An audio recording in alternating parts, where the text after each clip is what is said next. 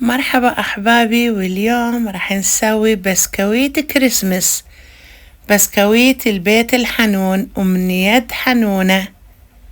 وهذه المواد شوفوها، وهسه راح نسويها سوا ونشوف التفاصيل.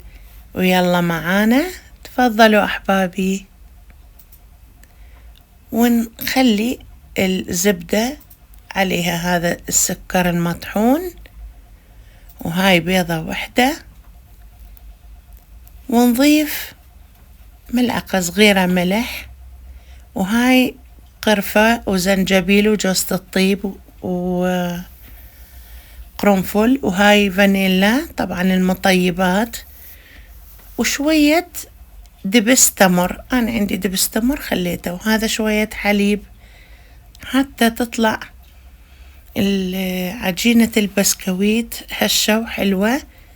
ضربناها بالخلاط، وبعدين هاي مثل ما تشوفون المواد السائلة كلها خلطناها لما تذوب تماما، وهذا اللون لازم يصير اللون البني.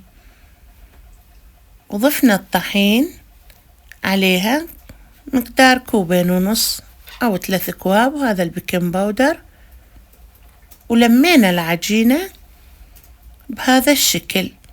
راح نبدي نعجن بيها إلى أن تصير ملسة.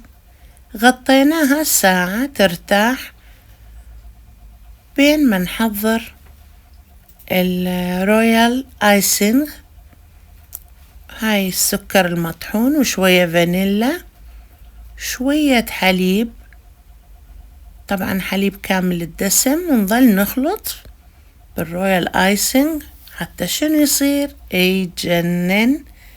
للتزيين شوفوا قوامه، طبعا راح يثخن شوي شوي، وحبيت أخلي الملون الغذائي الأخضر والأحمر ألوان الكريسماس، وهذا الأبيض. وهاي عجينتنا الحلوة، ريحتها جدا طيبة مع المناسبات. وهذا الشكل حبيت أسوي، وهذا الشكل عدة أشكال، طبعا هي هاي الأشكال المعتادة اللي احنا دائما نسوي بيها بسكويت كريسمس. وشوفوا هاي القوالب المشكلة والفراشات والمحجانة، ومثل ما تشوفون حبايبي على ورق الزبدة وبالفرن، واستوت بعد ما لوناهن. رشينا السكر المطحون كأنه ثلج، سنو. شوفوا الجمال، شوفوا الحلاوة، وشوفوا الريحة. والله تمنيتكم تشموا الريحة، عبت البيت. شوفوا أشكالها كأنها البسكويت الأوروبي، تتذكروه اللي كان يجينا بعلب التنك. يا الله شلون أيام حلوة. هاي بابا نوئيل والأشكال، وكل عام وأنتم بخير، وإن شاء الله سنة خير وبركة عليكم. هاي بابا نوئيل هم دا يرقص لنا.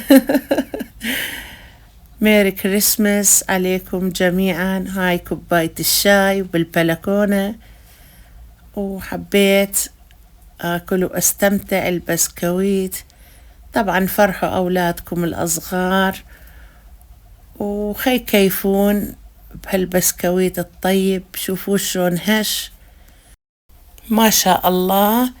أتمنى أن تفرحون أطفالكم وعوائلكم الحلوة، وكل عام وانتم بخير، وإن شاء الله سنة خير عليكم وعلينا. أرجو أن عجبتكم حبايبي.